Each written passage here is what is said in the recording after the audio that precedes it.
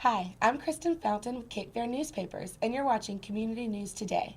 We bring you the latest community news from Pender, Duplin, and Onslow counties. In Onslow County news today, the Onslow County Veterans Services recently hosted an open house to welcome the public to their new location at 521 Mill Avenue in Jacksonville. The open house was held in conjunction with the county's recognition of National County Government Month. Held each April, National County Government Month was commemorated in Onslow County during the week of April 11th through 15th. The theme of this year's celebration was Serving Our Veterans, Armed Forces, and Their Families. For the veterans residing in our area, Onslow County Veterans Services is an invaluable information source for the array of benefits available to them and their families. Veterans Services Director Amelia Grissett says, "Our office provides assistance to more than 11,000 veterans and spouses annually. These services include assistance with disability compensation enrollment in Veterans Affairs, medical facilities, and information about Veterans Affairs scholarship and educational assistance for the children of our vets. We also provide pension assistance for World War II and Korean veterans and widows living in our area." During the open house, visitors had an opportunity to tour the facilities available at the Veterans Services Office and learn more about the important information and programs they have available.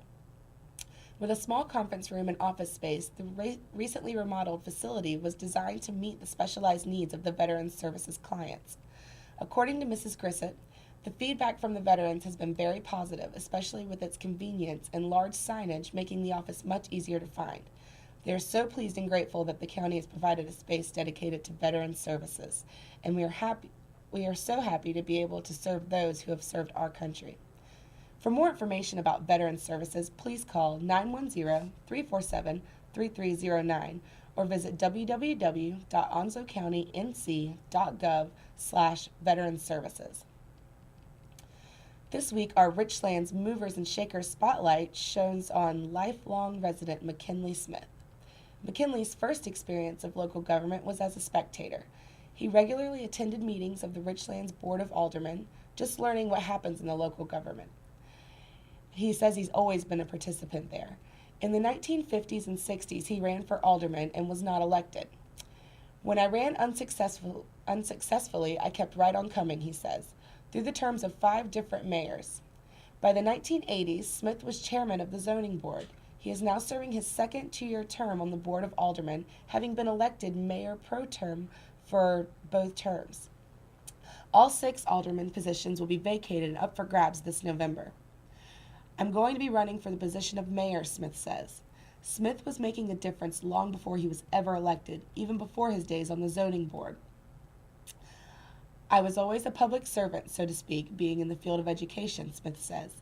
"I started my career in education at Belfork Elementary School in 1962. He says he was teaching 6th, 7th, and 8th grades for about 5 years. After that, he got a master's degree in administration from North Carolina Central University in Durham. Next came an internship at Northwoods Park Middle School and a return to Belfork Elementary, this time as principal. His total time at Belfork was about 30 years. When I left Belfork Elementary School," Smith says, "I went to the central office as an assistant to the superintendent in charge of dropouts. He also served as assistant principal at Trexler Middle School starting in 2000.